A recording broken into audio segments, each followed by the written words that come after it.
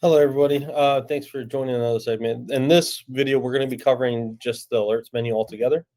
I'm going to go ahead and share my screen. We'll be focusing just specifically on the alerts menu, kind of how it all fully functions and how to set it up.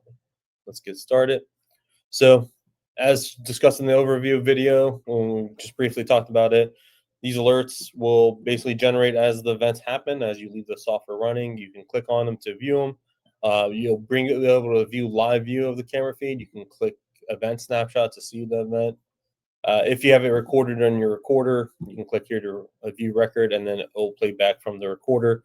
That way, you get to see the event as it happens and be able to do whatever you need to with that at that time. So as seen here with our PTZ camera, it's tracking the vehicle as it's passing through our lot. Now we're going to go ahead and close that out real quick. So that we're not here to demonstrate the video clips, but more so just the functionality. So that is how this works in a nutshell.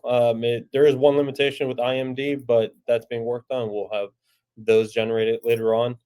Currently, it will not provide a thumbnail for certain IMD events, but it still works on all other intrusion tripwires, tripwire with human detection, perimeter protection, license plate, facial recognition, all those other ones work.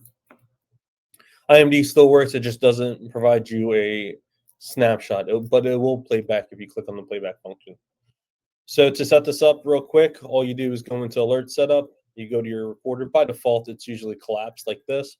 And then once you select it, you select your camera. I'll actually show you one that, for example, maybe like this one, you might have nothing set. Actually, I have all of them set. But you would select the camera of your desired camera. You would select the desired type of rule. So, for example, license plate, you would do vehicle tray because that's anything video metadata for the vehicle, license plates, and stuff like that. You would just hit this toggle up here to turn it on or off. As you see, because a little checkbox. You can save the video clips locally to your computer. You can even set a duration of how long of a video clip you want to save, and then you hit save, and then that's it. It saves the settings. You can also copy your settings over to multiple devices, entire recorders, every single recorder if you wanted to, to make it easy to copy settings.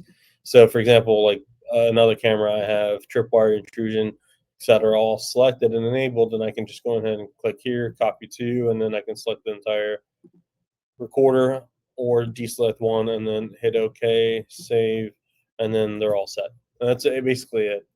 Now they're all set to keep track of any alerts and prompt in there. They're all the same settings. But make sure you hit save after you copy. And that's basically it. Now it's going to start alerting every single time or keeping track of them as they go and happen.